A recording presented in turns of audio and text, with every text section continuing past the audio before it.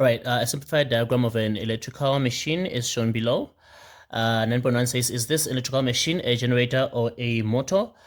This would be a generator, and let's put it down there. This would be a generator, and what is the reason for that? Because it has no power source there. Has no power source, so does not use a power source there. So therefore the energy conversion here will be from mechanical energy to electrical energy. And 9.2 says, write down the names of the components labeled A, B, C, and D. What is that thing there, A, B, C, and D? That is the coil. That is the coil where the current is going to be induced and flow. There's the coil or the armature. There is the coil or the armature. And then 9.3 says, give a reason why carbon is preferred over iron for the brushes in electrical machines.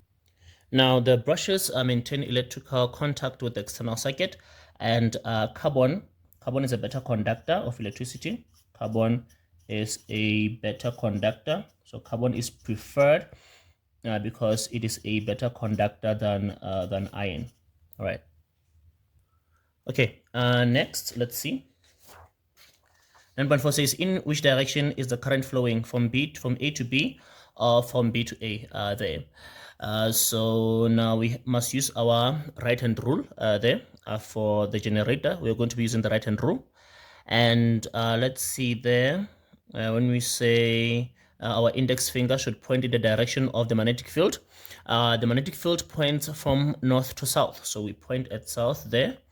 And our index finger points from north to south like that. And then our direction of motion, which is our thumb, the motion of the thumb, when we focus only on the part, when we focus on the part of AB there, and then if it's rotating clockwise like that, it means AB, that part of AB is going to go up. It's going to go up, so our thumb is going to point up, while the index finger points there. From north to south. So we have our motion, and then we have the direction of the magnetic field, and then we have these two things, and then the middle finger there will point in the direction of the current there. So it's telling us that the current is flowing from A to B there. All right, so the current is from A to B. It's from A to B there. All right, and then let's see there. The graph below of voltage versus time was obtained from an alternating current generator. Calculate the frequency of this voltage there. All right, before we proceed there, we have maximum.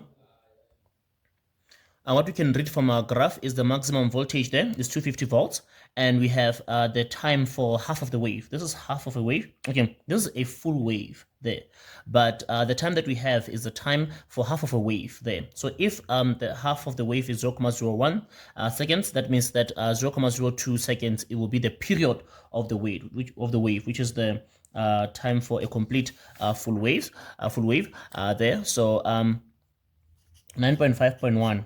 The period of the wave there is that 0.01 multiplied by 2 there, giving us a 0.02 there. And then to calculate the frequency of a wave, the frequency of a wave is equal to 1 divided by the period. So it's going to be 1 divided by a period of 0.02 seconds there. 0.02 seconds there. So let's put that in the calculator. 1 divided by 0.02 seconds, giving us 50, and the units for frequency is hertz there. Okay.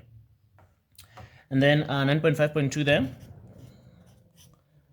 says there, calculate the average power generated if the generator produces a maximum current of 2 amperes. So maximum current of 2 amperes there with the maximum voltage of 250. Let's start with the voltage. The RMS voltage there is the maximum voltage divided by the square root of 2.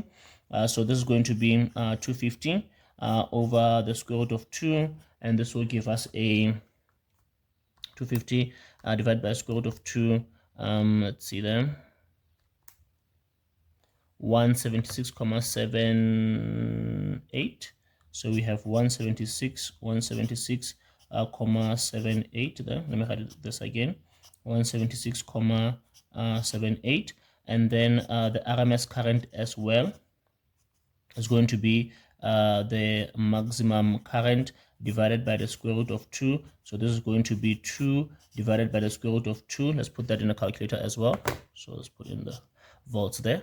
and then so we have 2 divided by square root of 2 there, and this will give us a 1,141 amperes there for the RMS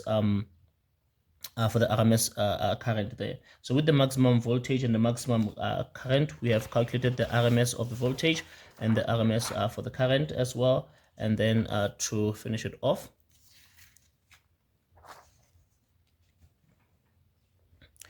the power, the average power is equal to RMS voltage multiplied by RMS current. So we have RMS voltage of 176,78 multiplied by RMS current of 1,41, and this will give us a 176,78 multiplied by 1,41, giving us a 249,26 watts there of power there. All right, so it's a generator because it does not have a power source, and that is an armature. And then carbon is better conductor, is a better conductor there. Let's fix that there. It's a better electrical conductor than iron. That's why it's preferred. And the current flows from A to B, and that's 2 marks for that there.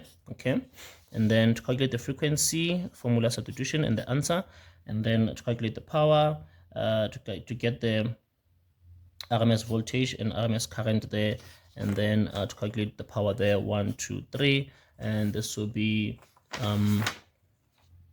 4, 6, and then 11, and then 13 there. This will be out of 13. Okay.